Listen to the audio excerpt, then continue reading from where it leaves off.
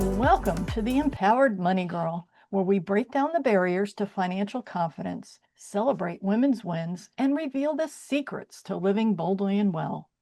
I'm your host, Josette Mandela. So I have a question for you. What happens when creativity meets purpose and purpose transforms into impact? Blima Ehrentreu is here to show us how.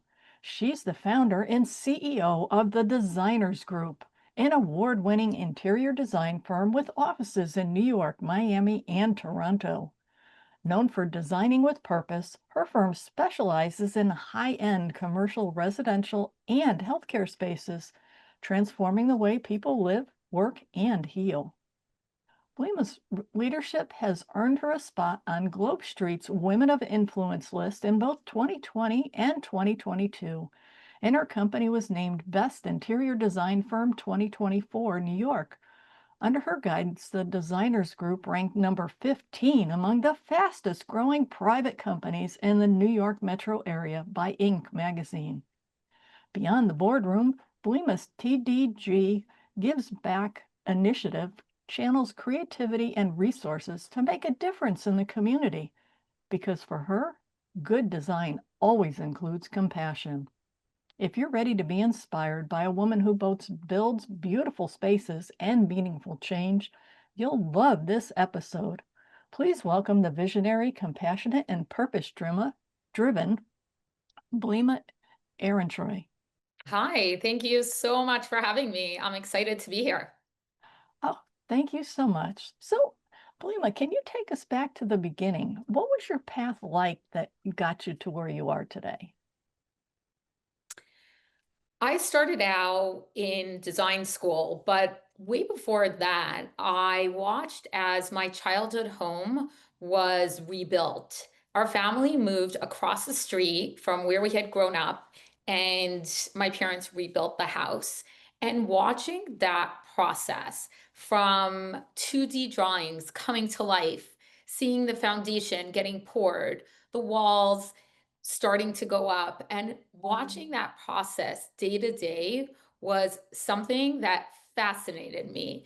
And I believe it was around then that I knew that I wanted to be in the construction industry. And being a naturally creative person, interior design was the natural course for me. And it's been such an incredible journey from starting with a friend, another designer. What began as two women working on residential projects grew into something that neither of us had in mind. And what's so amazing is we have grown organically. We started in Toronto, moved to New York, opened an office there. I'm working from our Florida office today, and we just acquired a firm in Los Angeles as well. So slowly we are continuing to make an impact, continuing to grow, and really make a difference with our designs. Wow, what a journey. And adding new companies as you move along, that's really pretty impressive. So was there a defining moment when you decided that I wanted to build something big, or did you just organically, it just kind of fell into your lap? It's been organic, but there always has been that vision of excellence. We pride ourselves on delivering the best outcome for our clients, and my team is very mindful of that. Each and every one of them is a star who is working as hard as they can to create spaces that support and help the people that are using them. So project by project, we've really grown because people are able to see the impact. And it's been this natural progression of working in one industry and then starting to work in another one, and clients or friends or people who have been in the spaces that we work on. And anytime I talk about marketing, I say that in our industry, we're so lucky. All we have to do and all we want to do is do an incredible job, and our work speaks for itself. So it's been very natural and organic in that regard, and we're lucky. Love that, being able to grow a business that you love and and be able to find the people to support that vision, as well as find the customers, and not have to do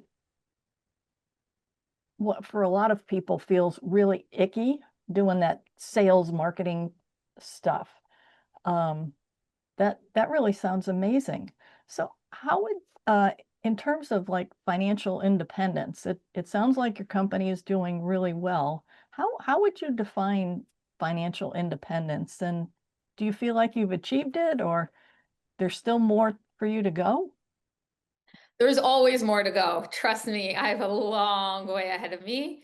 But I do believe that in the service industry, it's a little bit harder in terms of figuring out exactly how our projects are going to go. We have to give our clients a fixed cost for the design. Typically, there are parts that are structured a little bit differently, different parts of the design phase, but we are a creative team.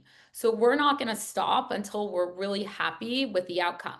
Now, sometimes that takes longer than anticipated, and sometimes a lot longer than anticipated. So what we try to ensure is when we're pricing out a project that we're taking that all into account. But it is sometimes difficult to know exactly how the project is going to go. There's always surprises in construction, but when you love what you're doing, then it works. So no complaints there. And and what we want to ensure is that our projects are financially feasible for our clients as well, because we're working for owners, operators, and developers. And if the numbers don't add up, then they can't move forward with the project and they can't execute. So that's something that's really important for us as well. Oh, I love that. And that's very true, whether you're talking about a business or your personal financial situation, is that, like you say, there's there are certain fixed costs that you know about every month, and then there's other things that pop up along the way. And being flexible and understanding how those various pieces fit together are are really important to make the whole work. Yes, exactly. That's really what it is. So, what kind of relationship do you think you have with money today? And has it evolved, or has it always been this way?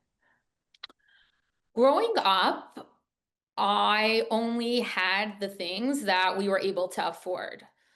So I never grew up with the mindset of putting things on a credit card if we don't have the money for them.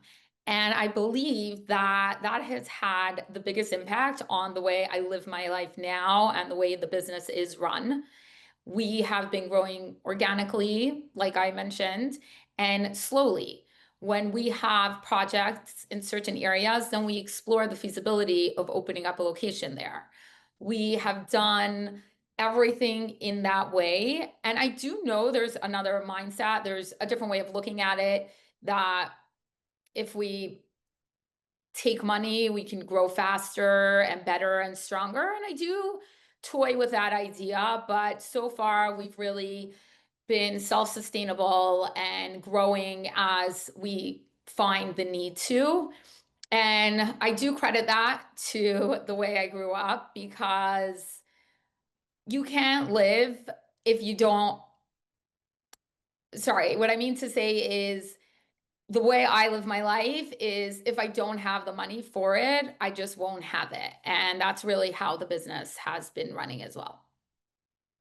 And that's such a refreshing way of looking at it, because there's just far too many people that are, like you say, living paycheck to paycheck because they have so much credit card debt or student loan debt or all these things like hanging over them. And that is just overwhelming when you're trying to do something. So growing your business the same way that you did your life, that, and being able to now have three locations, you're working on a fourth, that that really is a testament to your philosophy and your ability to make that work.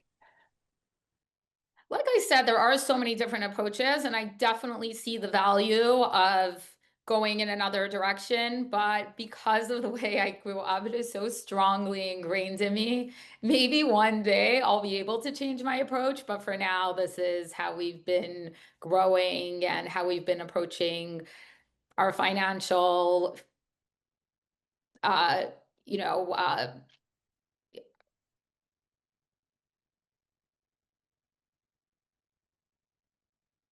So, oh, sorry, I think we just got cut off. I was saying how we approach our financial forecasts moving forward.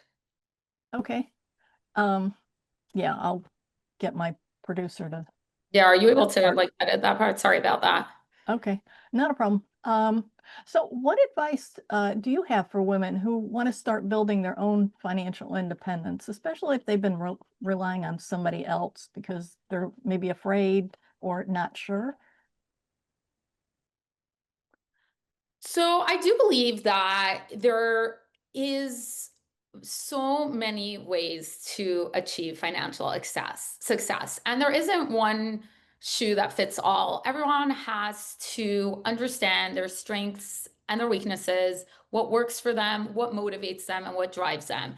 And what I think is so important, and what I believe has really enabled us to get to where we are, is doing work that we love and understand what is driving us to do it, because it's not always easy. And there are so many aspects of the design process that aren't as glamorous as the beautiful picture that you see in the end. But what drives us is understanding the impact of the work that we're doing and seeing the final result. And therefore, we are able to face whatever challenge comes our way or whatever obstacle is coming up. And that's what I believe is important. Everyone has to know their strengths. Everyone has to really try to understand what will push and motivate them through the hard times, because there will be times that are more challenging. And then use that to come up with a business plan or a career that is able to incorporate those aspects. Oh, that's perfect. Knowing your weaknesses and your strengths and playing to the strengths and uh, knowing when to ask for help even is all of those things kind of come into play when you're working on building your financial future and that financial plan that's actually going to get you to the next level, whatever that might look for you. So do you Totally. And as we begin to scale and as we're continuing to scale, I always look at what are the tasks that I love to do. Let me make sure that I'm continuing to do those, and the ones that I'm not as passionate about or don't speak to me, let those be the tasks that I delegate to others. And that you're right. That is so important, is that just because you're the founder doesn't mean that you have to do everything. That understanding what am I passionate about and who can I give this to that's passionate about this thing that I'm not really crazy about is definitely a good way of going, because then you don't become the bottleneck for progress. Exactly. So do you think women should always have her own money? Why or why not? I think that's a very personal decision for each person. I like to look at people as dynamic and as able to make those decisions on their own. Does a woman need to have their own money? Does a guy need to have his own money? Everyone has to decide what works for them and the structure that they believe they can handle, and should explore that path.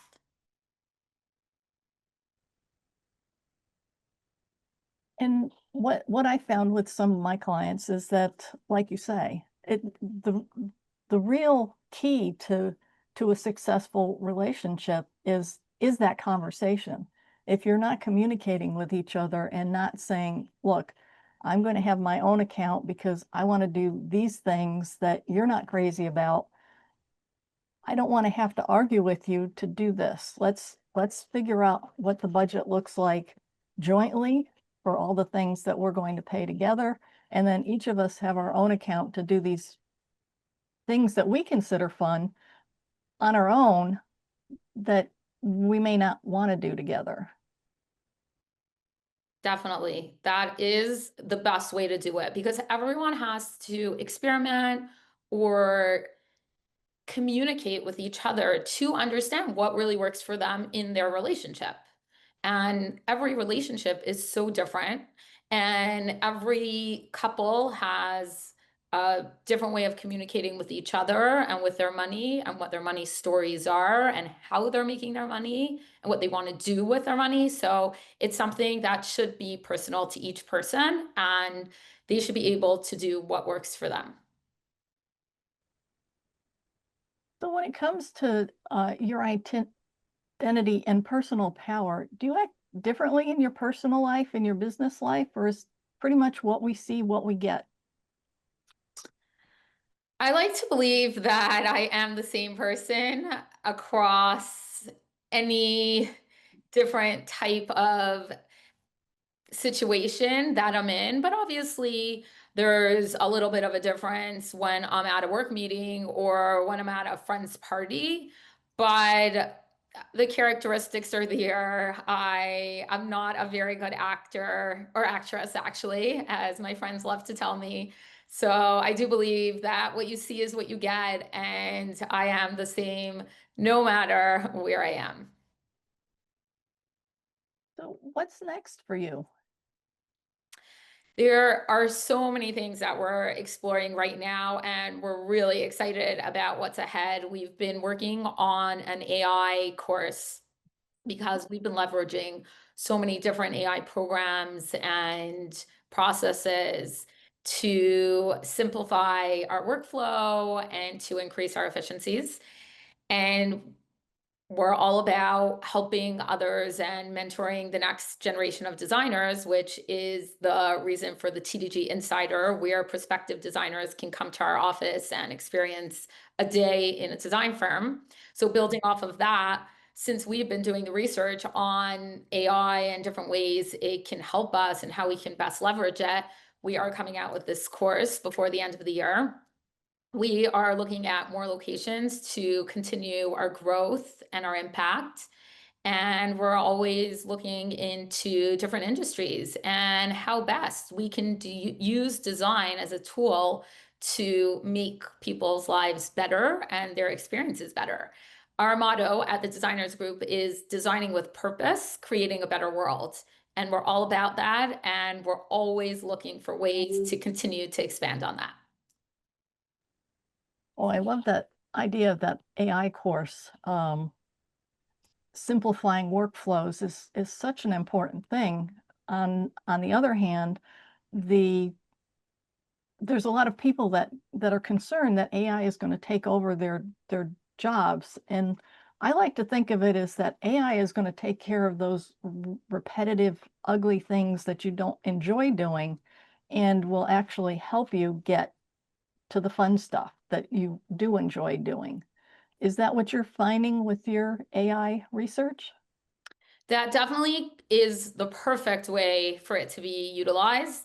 However, I do believe that it is so important to get in front of it, to understand what it can and cannot do, and to be able to learn it and understand it and implement it. Because the companies that will be getting ahead are the ones who understand it and know how to use it, while the ones who are not learning the technology may very well be left behind. So it's really important to stay educated, and really learn and know what's out there. And then you were talking about your TDG initiative where the young designers get to come in and visit with your firm and see what a design company does. Mhm.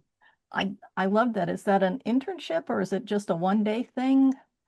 It's a 1 day program that we have a structure set up where they get to work on different tasks that we've created, where it gives them the sense of what a career in design could look like for them. And then they have the opportunity to be mentored by any of our lead designers. So it's definitely something that begins as that 1 day program. We've actually hired two of our TDG insiders. Our HR manager met them and really liked them. And one of them, he actually spent a year with us and then got a full scholarship to Yale. So we were very excited about that. It's all about empowering the next generation of designers. And if we have a part in that, we couldn't be happier. And because we're about creating a better world, we do use our firm as a platform to continue giving back. We have the TDG Furniture Exchange, which is a nonprofit where we match people who have furniture to give away with people who need it. And we help facilitate the donation so that someone who no longer has use for their furniture has a way to discard it at no cost to them and at no cost to the recipient. So depending on the location, sometimes there's free delivery, sometimes there's free storage, whatever is needed, we try to help them. And we actually just opened our 10th location this week. Very exciting in Chicago. And we're so happy to be able to continue to help people in any way that we can. And that was a space that I saw when I was moving apartments. I had some furniture that did not fit, wasn't the right fit. And I figured, why not? Let's see if we could help more people. And what began as a simple idea has now expanded, and we're continuing to hope it grows. Oh yeah, that is such a helpful thing because 4 years ago when I moved, I had a whole lot of furniture that really didn't fit in my new house, and having some if I'd met you earlier, definitely would have taken advantage of that because it was a struggle finding homes for the furniture that was perfectly usable. I Mhm. just didn't have a place for it and didn't want to put it in the landfill. Right, exactly, exactly. And what's so beautiful about it is that one person's discarded item is another person's brand new, exciting piece. And Yes. it's so incredible how furniture and these pieces can be reused and repurposed and really bring so much joy. Yeah, and that's absolutely true, is that why put it in a landfill when somebody, like you say, somebody else, s- uh, I guess that phrase is somebody's trash is somebody else's treasure. And Exactly. it's just that it's hard for, in a lot of places, they're just either the word doesn't get out that there's places like this, or people don't even know to look. And so we need to do a better job of getting that word out. I'm on board. So it sounds like your company is doing well, that it's growing organically, that people really like what you do, and you're not only for profit, but you also have these nonprofit initiatives to help give back to um, the community, and to let others see that this is what a designer does. Would you like to do this job for real? Which which is really enlightened for companies to do that. It's a shame more companies don't open their doors and let companies other people see at a young age what different things could look like, rather than the situation that we seem to have now, where kids go to college and then they're at wit's end when they graduate because they don't know where to go next. Yeah, it was based off of my own experience that when I finished school, or even before, what I thought of a career in interior design wasn't necessarily what it actually looked like day to day. And this is really how we've started any of the initiatives that we do through the firm, has been through either my experiences or someone on our teams where we saw a gap that we believe that we can fill to help people. And that is so wonderful that you're doing that you're actually looking at what's going on around you, and realizing, oh, well, here's a gap and our company can fill it by doing this. And in your case, this is showing what does a designer do and giving people that opportunity. Oh, we have people that have excess furniture and there's other people that need furniture. How do we marry this up so that we can get this stuff transported? Are there any other initiatives like that you have kind of in the works? The TDG Give Back, which I'm excited about because we're at the end of the year. And at the end of every year, our designers get to visit the senior living communities that we've worked on. And they get to really see the impact of our designs and engage with the people who are using the space. They bring them flowers, they talk to them, they understand what about the environments are working. Is there ways that we can do things differently? And it's really such a great tradition that we love to do, but the residents love it as well. So if you had one message to give to women listening today about how they can own their own independence, what would it be? Follow your dreams and don't let anyone tell you that you can't. But take the necessary steps. It's so important to have the foundation because if you want to be an interior designer, for example, there is the education aspect that you have to begin with. You have to start the foundation, you have to do the work, and then you have to work hard because that is a way to build up whatever it is that you're trying to accomplish and to continue to grow and scale. But there definitely is a lot of hard work involved, showing up, but it's so rewarding and so gratifying. And I believe it's like that in any industry because there are so many ways that we can help people out and continue to make the world a better place. And what better way than with your career? Absolutely agree. And like you say, the thing is decide what it is that you really want to do and then stick with it. Figure out what that thing looks like. What education do I need? Where can I go? Are there internships? Are there different ways of finding out more about this? And then do the work. Once you decide this is my path, do the work and you can succeed and do really well. Agreed. So I want to thank you so much for joining us today, and a huge thank you to Blima Ehrentreu for sharing her wisdom and energy with us. If you found value in this conversation, please subscribe, leave a review, and share the Empowered Money Girl with your friends. The more we spread these stories, the more women we can empower to live boldly, both financially and in every part of life. Until next time, keep thriving, and remember, your journey to empowerment starts with you. Thank you so much. It was so nice.